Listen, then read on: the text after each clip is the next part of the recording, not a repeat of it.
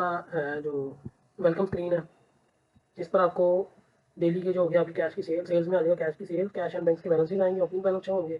ठीक है, इधर रिसिप्ट जो आज की सेल हुई होगी कैश की, इधर पेमेंट्स जो आपने एक्सपेंसेस किए होंगे, इधर करंट बैलेंस बताया होगा। ठीक है, नीचे रिसीवेबल है, ये क्रेडिट कस्टमर्स के लिए है। जो आपके क्रेडिट कस्टमर्स का बैलेंस होगा ओपनिंग बैलेंस इधर आएगा। डेली की आज की कितनी आपने डेबिट की हैं, कितने यानी कि आपकी बिल बने हैं, क्रेडिट्स कितनी आपको सेविंग आई है आज, और करंट बैलेंसेज कस्टमर्स के क्या बचते हैं वो आएगा। ठीक है, पेएबल वेंडर्स में सेम ऐसे ही है, ये सप्लायर्स के जो ओपनिंग बैलेंस है, नीचे परचेजिंग है, आज आपने कितनी परचेजिंग की है, नीचे कितने आपने पेमेंट्स लगवाई है। ठीक है, नीचे करंट बैलेंस, बकाया आपका पेएबल क्या है।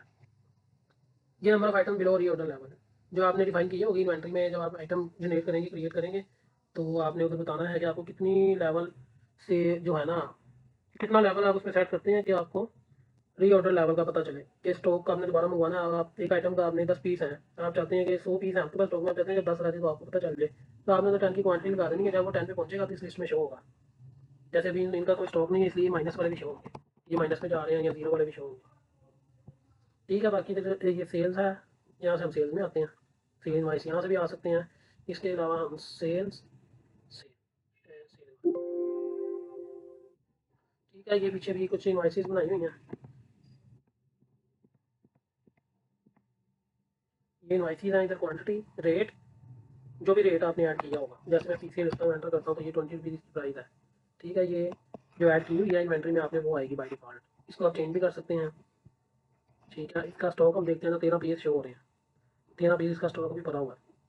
ठीक है, ये नीचे जो सेल हुई है वो बता रहे हैं, 7 पीस सेल हुए हैं, 20 की इसकी परचेज चली हुई है, तो बकाया भी 13 पीस आते हैं।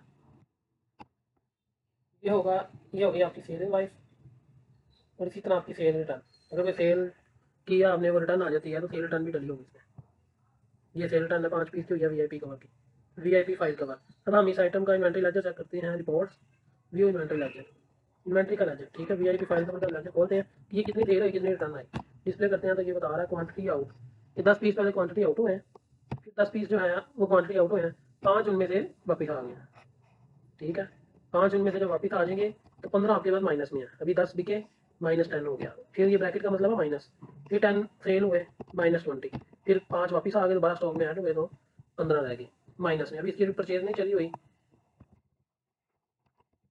-15। ठीक है, इसका स्टॉक आ रहा है -15, ये आपकी होगी सेल्स और सेल्स रिटर्न। जैसे अब आपके कोई कस्टमर्स हैं, ये बाय डिफॉल्ट रहेगा कैश कस्टमर का वर्किंग कैश, इसको नहीं चेंज करना। अदर कस्टमर में आपका कोई क्रेडिट कस्टमर है तो आप इसको ऐड कर सकते हैं, जैसे 1 2 3 या A2 या ट्रेडर। ठीक है, इधर आप रीजन उसका बता दें ना बताएं, सब रीजन अभी डिफाइन नहीं किए हुए तो उसकी भी जरूरत नहीं है। ठीक है, नीचे बिजनेस सेक्टर में आप नन करेंगे, अकाउंट मैनेजर में आप जो आ रहा होगा बाई डिफॉल्ट स्टार, इसको करेंगे। ठीक है, इसकी क्रेडिट टर्म्स क्या है, कितनी दिन का आपने लगाना चाहते हैं, इसका क्रेडिट लिमिट क्या है, लिमिट मतलब कि अगर 10,000 की लिमिट है, जब 10,000 से ऊपर बिल बनेगा तो आपको वो मैसेज शो करेगा इस बंदे की कितनी लिमिट है। ठीक है, इसको हम सेव कर देते हैं। जब हम सेव करके सेलिंग वाइस में आते हैं तो इधर कोड में हम लिखेंगे ए बी ट्रेडर, तो ये उसके अकाउंट में बिल बनेगा। ठीक है, अब ए बी ट्रेडर का मैं कोई बिल बना देता हूँ, जैसे कि हम विजिटिंग कार्ड हम उसका सर्विस दे रहे हैं, इतने हमसे बिल तो है 5,000 के, तो नीचे देखा अमाउंट ऑफ जीरो आ गई क्योंकि ये क्रेडिट पे जा रहा है। अगर आपको कोई बीचने से 3,000 भी जाता है तो आप 3,000 की रसीद डाल लें, बकाया 2,000 आ जाएगा उसके लेजर, सेव करते हैं। अब हम इसका लेजर चेक करते हैं, रिपोर्ट्स, किसी कस्टमर का वेंडर का बैलेंस चेक करने के लिए या लेजर चेक करने के लिए व्यू काउंट लेजर्स, तो हम ए बी ट्रेडर का लेजर चेक करते हैं। तो इसमें आ रहा है कि 5,000 का उसका बिल बना है, एस वी से मिला सेल वाउचर, और सेल वाउचर में से वो 3,000 रुपया रिसीविंग दे के गया क्रेडिट। ठीक है, बकाया क्या रह गया 2,000 बैलेंस, यहाँ भी आ रहा होगा बैलेंस। और हम यहाँ से शॉर्टकट से भी देख सकते हैं कि इस बंदे का क्या बैलेंस है, इधर ए बी ट्रेडर लिखेंगे, एंटर करेंगे, इधर उसका करंट बैलेंस शो करेगा। ठीक है, जैसे सेल है वैसे ही परचेज है, जब आपने कोई वेंडर या सप्लायर ऐड करना है तो परचेजेस में जाना है आपने, परचेजेस में जाकर आपने ये 2 परचेजें चली हुई हैं, इनको आप देख लें, ये क्वांटिटी है, ये प्राइस है, परचेज प्राइस, अमाउंट पेड नीचे जीरो है, इसका ध्यान रखना कि अमाउंट पेड जीरो है, अगर नीचे पेड कर देंगे वो फिर आपको एक्सपेंसिव में चली जाएगी डेली के। ठीक है, जैसे ए टू दैट ट्रेडर आप इसका लेजर चेक कर सकते हैं, ए टू दैट ट्रेडर, इसका 510 रुपये बैलेंस है जो हमने देना है, C R credit, credit A to that इसका लेजर चेक करते हैं, 350 रुपये की हमने से एक परचेज की है, नेक्स्ट आइटम की जिससे हमने 10 पीस परचेज किए हैं, 160 रुपये के, टोटल हमारा इसका इस टाइम बैलेंस है 510 रुपये जो हमने इसको अदा करने हैं। ये आपका परचेज भी हो गया, आपने कोई सप्लायर क्रिएट करना है, परचेज ही आप यहाँ से करेंगे, maintain vendor and supply, customer की बारी कस्टमर, इधर vendor and supply. Other vendors, यहाँ आप अपनी कोई कैटेगरी बना सकते हैं, Lahore vendors, out of city vendors, इस तरह से कोई भी आप कर सकते हैं। ये हो गया आपका। उसके बाद आप बैंक अकाउंट्स हैं आपके, बैंक अकाउंट्स बाय डिफ़ॉल्ट जो है कैश के लिए वही चलेगा। बैंक्स आपने कोई क्रिएट करने हैं वो आप यहाँ बैंक्स क्रिएट कर सकते हैं। फिर आपको जो जो अमाउंट आई होगी, जैसे मिसाल का आपका अकाउंट कोई होता है निज़ाम बैंक, मैं एक फर्जी तौर पर ऐड कर रहा हूँ। निज़ाम बैंक जब आप ऐड करते हैं तो आपकी कोई कस्टमर की, जैसे वो ए बी ट्रेडर था, उसकी अब कोई पेमेंट आई है हमें, जैसे 2000 का बैलेंस था तो हम रिसीविंग डालते हैं 2000 की, आज वो आया है, नेक्स्ट डे आया या कल आया या परसों आएगा, वो हमें 2000 जो है वो पेमेंट देगा, तो उसमें से 1000 हमें ऑनलाइन करवा देता है। ठीक है, तो हम क्या करेंगे, अगर कैश देगा तो कैश में डालेंगे, बैंक में आएगा तो बैंक रिसिप्ट डालेंगे। ठीक है, इधर हम पैटी रिसिप्ट करेंगे, इधर बैंक अकाउंट ऐड करेंगे मिज़ान, ये मिज़ान बैंक में इसने हमें, इधर कस्टमर का नाम क्या है, ए बी ट्रेडर कराची, हम लिख सकते हैं A B traders Karachi online to Meezan bank, आ जाएगा A123 इस बैंक में। ठीक है, तो आप कोई भी डिटेल डालना चाहें, जैसे मैं 1000 की एंट्री कर देता हूँ, इसको मैं सेव करूँगा। जब आप इसका लेजर सेलेक्ट चेक करेंगे दोबारा ए बी ट्रेडर कराची, तो आप देख रहे हैं इधर 1000 की एंट्री आ गई, बकाया इसका रिमेनिंग बैलेंस 1000 आ। अब आपने निज़ाम बैंक का भी बैलेंस चेक करना कि निज़ाम में कितने पैसे बचे हमारे, निज़ाम बैंक में जाएंगे तो वहाँ 1000 आपको शो होगा। ठीक है, इसका ओपनिंग बैलेंस चला होगा तो वो भी साथ ऐड होकर शो होगा। ठीक है, ओपनिंग बैलेंस चलाने के लिए मेंटेन में जाकर, मेंटेन में आप जाएंगे और ऐड करेंगे बैलेंसेस,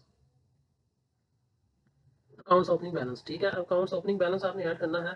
तो आपने जैसे मिज़ान का काम आपको बताते हैं, मेरे पास पहले भी मिज़ान का 10,000 बैंक में पड़ा हुआ है, तो आप 10,000 जिस डेट पे आपने रिकवर चलाना है वो एंटर कर दें डेबिट्स में। ठीक है, आप इसको सेव करेंगे, दोबारा हम मिज़ान का अकाउंट चेक करेंगे तो अब इसमें 10,000 रुपया आ चुका है, 10,000 ओपनिंग बैलेंस आ गया, बैलेंस नॉट फॉरवर्ड प्लस 1000 की आपकी जो आज सेल आई है बैंक में, टोटल आपका 11,000। इस तरह से आप अपने 10 से 20 40 50 100 बैंक भी आप इसमें अपडेट कर सकते हैं। ये बैंक का होगा सिस्टम। अब बैंक में से आपने को पेमेंट करनी है, आपने किसी को बैंक के थ्रू पेमेंट भेजी है, तो आप परचेजेस में जाकर, ठीक है, तो सेल्स में दो चीज़ें हैं।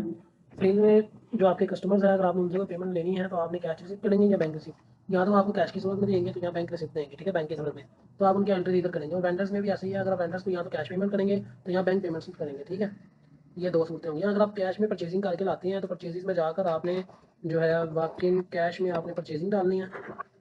आपने जो है ना डिटेल में, डिटेल ये आपका वेंडर है। ठीक है, इसमें आपने मीन के जो आप कैश पे परचेजिंग कर रहे हैं वो आपने कर दी है, नीचे आपने अमाउंट को पेड कर देना। जब अमाउंट पेड कर देंगे तो वो आपके एक्सपेंसिव में, डेली एक्सपेंसिव में चली जाएगी कि आज आपने इतने की परचेजिंग की है। जैसे ये 20,000 है तो आपने इसको, इसका भी अकाउंट बाई डिफ़ॉल्ट कैश ही है, तो आपने कैश से इसको 20,000 की आज परचेजिंग की है, आप इसको सेव करेंगे। तो आप अपना reports view account laser cash in hand का अकाउंट चेक करेंगे कि आज हमने क्या किया, तो आपको ये देखा 20,000 रुपये आपकी पेमेंट्स में शो कर रहा है। आपको 20,000 रुपया आपके एक्सपेंसिस में से लेस हो गया, आपके पास टोटल जो बचा था आपका 10,090 रुपये थे। अब आपने 20,000 की पेमेंट्स कर दी तो आपके पास माइनस में चला गया। जब आपने ओपनिंग बैलेंस चलाया होगा फिर आपको इसकी एक्यूरेट रिपोर्टिंग मिलेगी। ठीक है, परचेजेस भी हो गया आपका। और मेंटेन में आप आ जाइए, कस्टमर्स हैं, आप कस्टमर्स ऐड कर सकते हैं अपने। ठीक है, और वेंडर्स में आप चाहते हैं तो वेंडर्स में आप अपने वेंडर सप्लायर ऐड करेंगे। बैंक अकाउंट्स का मैंने आपको बता दिया।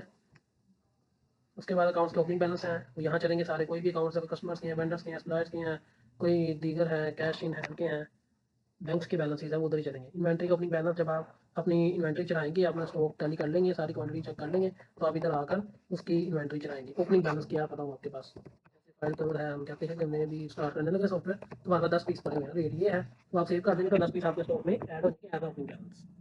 उसके बाद आप परचेजिंग भी करते जाएंगे, सेल भी करते जाएंगे, तो वो 10 प्लस होते जाएंगे। उसके बाद इन्वेंट्री ब्रांड जब आप बनाना चाहते हैं, इन्वेंट्री लोकेशन बताना चाहते हैं तो वो भी ऐड कर लें। ठीक है, इन्वेंट्री मूव करना चाहते हैं वो भी कर सकते हैं, आप एम्प्लॉइज़ का इसमें रिकॉर्ड भी रख सकते हैं अपना सारा। ठीक है, और एडमिनिस्ट्रेशन में माई कंपनी है जो आपके बिल पर इंफॉर्मेशन शो होगी वो आपने इधर ऐड करनी है। उसके बाद आपने यूज़र लॉगिन्स हैं ये भी आप ऐड कर सकते हैं। और ठीक है, और आप इसके साथ आप यूज़र राइट्स भी डिफाइन कर सकते हैं कि आपने ऑपरेटर को कौन कौन सी चीज़ें अलाउ करनी है, कौन कौन सी चीज़ें अलाउ नहीं करनी, वो आप इधर डिफाइन करेंगे। ठीक है, और फाइनेंशियल ईयर्स हैं, फाइनेंशियल ईयर्स भी ऐसे ही हैं कि आप एक एक साल का हिसाब लगा रखना चाहते हैं तो वो आप लगा भी कर सकते हैं। जितना फाइनेंशियल ईयर रखेंगे उसके बाद आपको वो मैसेज शो करेगा कि आपका फाइनेंशियल ईयर क्लोज हो गया। फिर आप न्यू फाइनेंशियल ईयर मीन के एक और जनरेट कर लेंगे। जब आप सॉफ्टवेयर में लॉगिन करेंगे आपसे सबसे पहले पूछेगा कौन से फाइनेंशियल ईयर में एंटर होना आपने, तो आप वो फाइनेंशियल ईयर सेलेक्ट करेंगे तो उसका रिकॉर्ड ही आपके सामने शो होगा, वही इनवाइस ही रहेगी। तो ये भी आप कर सकते हैं।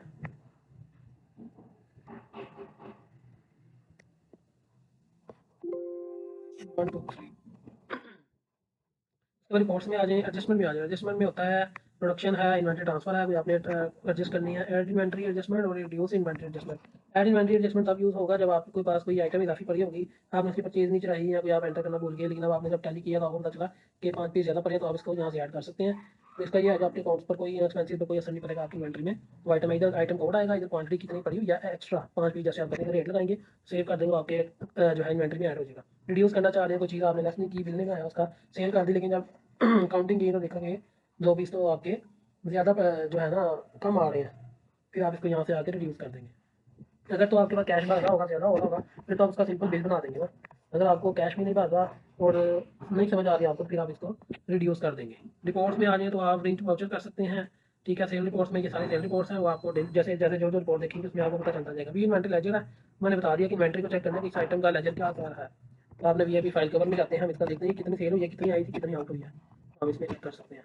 10 आउट है, फिर 10 आउट है, फिर 5 इन क्यों हुई है, SRV सेल रिटर्न डली है, ठीक है। अभी हमने इसका स्टॉक नहीं चलाया, वाई -10 और -10 -20 और बीच में से 5 वापस आ गए, तो -15 रह गया।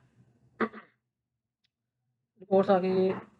प्रिंट इन्वेंट्री लेजर सा प्रिंट करना चाह रहा है, item wise profit and loss देखना चाह रहा है, वो देख सकते हैं। इन्वेंट्री बैलेंसेस देखना चाह रहे हैं कि इन्वेंट्री के क्या क्या इस टाइम बैलेंसेस हैं, तो ये आ जाएगा कि कितनी कितनी क्वांटिटी पड़ी है। डॉलर पेन 3 पड़े हुए हैं, ये पियानो क्लासिक है, ये 13 पड़े हुए हैं हमारे पास, ये -5 में है, ये 6 है और ये -15 जा रहा है इस टाइम। इसकी ब्रैकेट का मतलब है माइनस। यहाँ से ये चेक कर सकते हैं आप रिपोर्ट्स में जाकर। आप इसके बाद आप अकाउंट लेजर चेक कर सकते हैं, जैसे ए बी ट्रेडर का आपने अकाउंट चेक करना है, यहाँ से सब अलग चल जाएगा। वन अगर आपने किसी वेंडर का अकाउंट चेक करना है आपने, तो ए टू जी का इसको आप कर सकते हैं, जिसके 10 रुपये टाइम बैलेंस है, ये भी पता चल जाएगा डेबिट कितना हुआ, क्रेडिट कितना हुआ, तो बकाया क्या बचा। इस डेट को इसको हमने माल दिया और इसी डेट ये माल लिया इसे हमने, ये दो हमने इसे परचेजिंग किया, ये हमने इसको इस डेट को पेमेंट किया है, किस बैंक से किया वो भी डिस्क्रिप्शन में आ रहा है।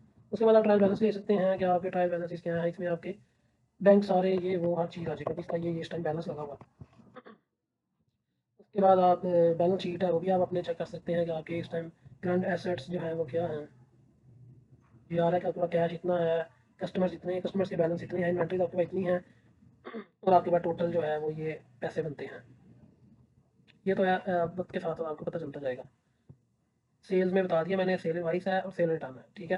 अगर सेल के बदले में कोई पैसे आए हैं, कोई क्रेडिट कस्टमर से, वो कैश रिसिप्ट या बैंक रिसिप्ट, दो सूत्रों में होंगे। परचेजिंग में आप कैश पेमेंट या बैंक पेमेंट, अगर परचेजिंग किया तो परचेज, परचेज रिटर्न किया तो परचेज रिटर्न में, ठीक है। मेंटेन भी आपको समझ आ गया, और एडमिनिस्ट्रेशन भी मैंने आपको बता दिया, एडजस्टमेंट्स भी बता दी, रिपोर्टिंग भी बता दी।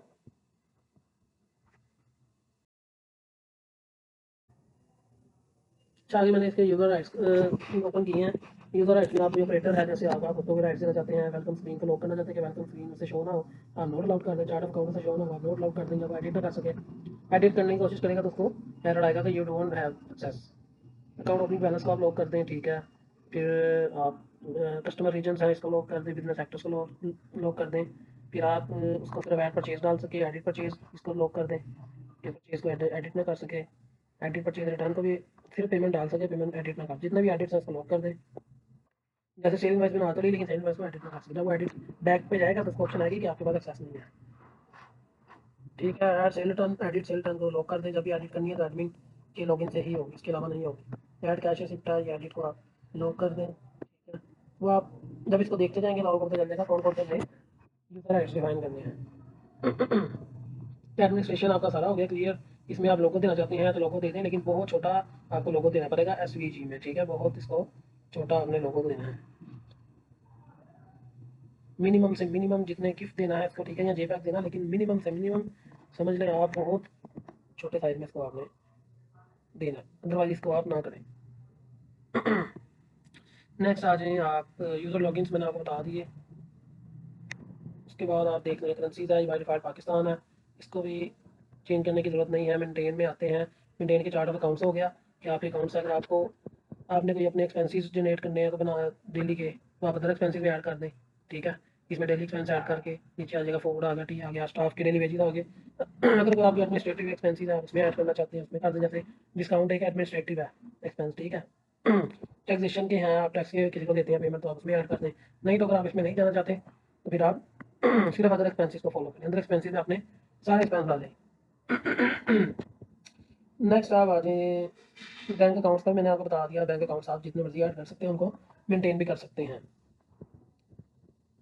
इन्वेंटरी ब्रांड्स आपको बताने पड़ेंगे कि कौन कौन से ब्रांड्स है, ऐड करने पड़ेंगे। ऐड में जाकर जैसे आप चाइना है, चाइना ब्रांड या आप कर देते हैं यूनिलीवर। नेक्स्ट आप कहते हैं जी PNG, ये हमारा एक ब्रांड है। तो आपको फिर ब्रांड जब आइटम आप जब बनाएंगे ऐड करेंगे तो इसमें ब्रांड बताना पड़ेगा अगर आपने बताना है तो, अदरवाइज ज़रूरत नहीं है। री ऑर्डर लेवल आपको ऐड करना पड़ेगा। जब आप आइटम ऐड करेंगे तो आपको री ऑर्डर लेवल बताना पड़ेगा।